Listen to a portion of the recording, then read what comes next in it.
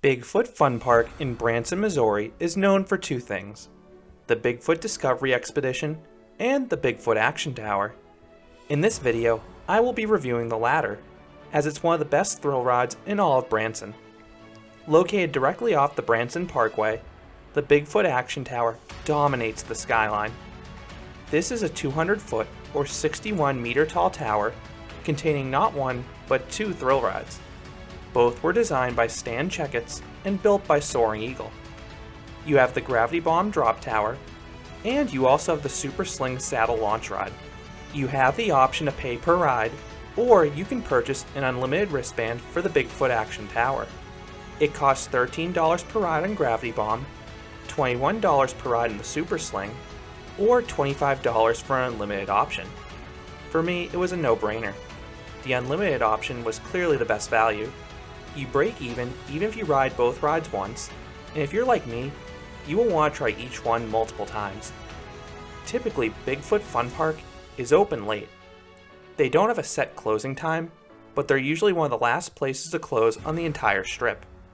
On a clear night, it's not uncommon for them to be open until midnight, but they will close early if the parkway is deserted or bad weather keeps crowds away. For me, I will typically visit after a day at Silver Dollar City because that's right down the road. I have never had to wait for Gravity Bomb, but I have had to wait a few cycles for the Super Sling on summer weeknights. Of the two rides, the Super Sling seems to be the more popular of the two, and it also has an inherently lower capacity. Not only does it seat just 2 riders, compared to the 8 that Gravity Bomb can seat, but it also takes longer to load. Super Sling has an interesting ride system. You straddle this minimalistic saddle. Try to say that 10 times fast. It's not the most comfortable riding position, but the openness is ultimately worth it. The operator then will calibrate the ride, making sure it's balanced so you don't tip over. This is necessary, especially if you're riding alone or with someone who weighs quite a bit different. And if you're alone, there's a possibility an operator may come along for the ride. It's not mandatory, but the operators love this ride so much that they won't pass up an opportunity to ride, and they may give you some tips how to get more flips. The restraints in this ride are extremely minimalistic. You have these thin shoulder straps, but they fit quite snugly to your body, and understandably so, considering what this ride does. But the fact you don't have a bulky over-the-shoulder restraint really enhances the thrill level here. You are very exposed. Once ready, you are pulled over to a magnet and told to keep your feet off the ground. It's a really awkward position to do this, but you don't have to hold it very long, and it's ultimately worth it for the ride that it follows. Then, with no warning, you are launched sky high. The launch has this rushing sensation because you can feel the wind on all sides of you because of the open restraints and ride vehicles. It's a really surreal feeling. As you reach the top of the 20-story tower, your vehicle starts to shimmy side to side. It's not rough or anything, but it's just a really freaky feeling. But having ridden this several times, I know what that shimmy foreshadows. Flips. At the apex of this launch, you violently flip. Depending how you throw your weight around, the next part can vary. The descent isn't a true free fall, it's controlled, so you don't get that stomach dropping sensation you may get on a drop tower. The descent is all about the flips. If you kick into that first flip and hold your position correctly, you will get multiple flips on the way down, which is extremely disorienting. If you aren't throwing your weight around in a controlled manner, it's possible you may only get 1 or 2 flips in total. The bottom of the first descent pulls some really strong G's, similar to those instantaneous positives you feel on an SNS drop tower before it rebounds back towards the sky. And that makes sense since the Super Sling does the exact same thing, bouncing up and down until it ultimately returns to the ground. Now, when you cease flipping, you will often stall upside down for a few seconds. Sometimes you will stop flipping during the main descent. Sometimes you stop flipping on one of the rebounds. Whenever this happens, all the blood will rush to your head. This is especially the case if it occurs at the bottom of the main drop when the ride pulls the maximum amount of G's. So what would I rate the Saddle Sling? I would give this ride a 9.5 out of 10. The ride is an absolute adrenaline rush, and it has a lot of re-ride value since the speed and quantity of the flips can change based on how you ride. The open restraints are another thing that make this ride special, but I am deducting a half point because the saddle can also be a bit uncomfortable. Compared to the more common slingshot rides you can find worldwide, I prefer the Soaring Eagle saddle sling.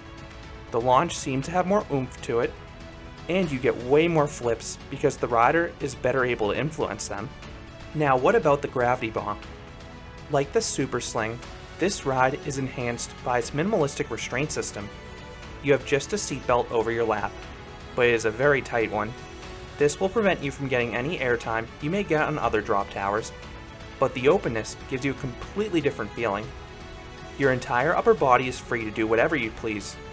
You can even lean out and face the ground if you want, to get an effect similar to Falcon's Fury at Busch Gardens, Tampa. The top of the tower gives some great views of the Ozark Mountains and the Branson Strip.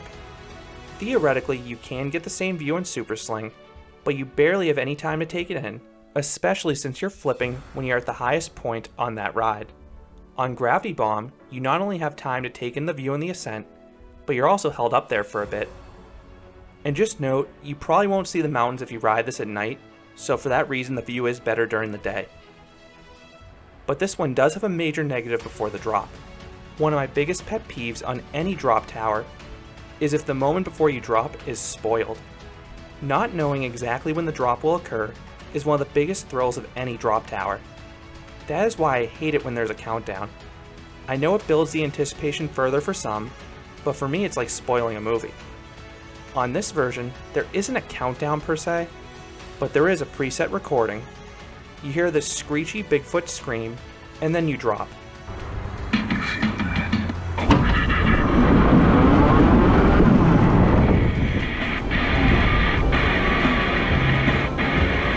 It was cool for my first ride, but it quickly detracted from the experience.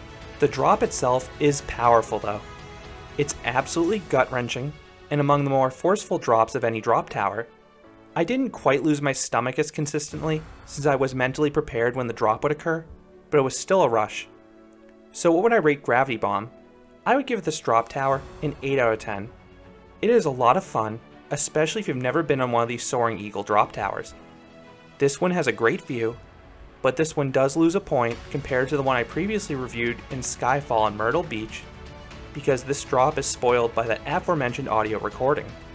Bigfoot Fun Park also offers a few other activities like an arcade and mini golf, but I always come for the Action Tower. And if you're a thrill seeker, that is why you'll want to come here as well, and have this atop your list of attractions in a visit to Branson, Missouri. Of the two attractions on the tower, I prefer the Super Sling, but I love both.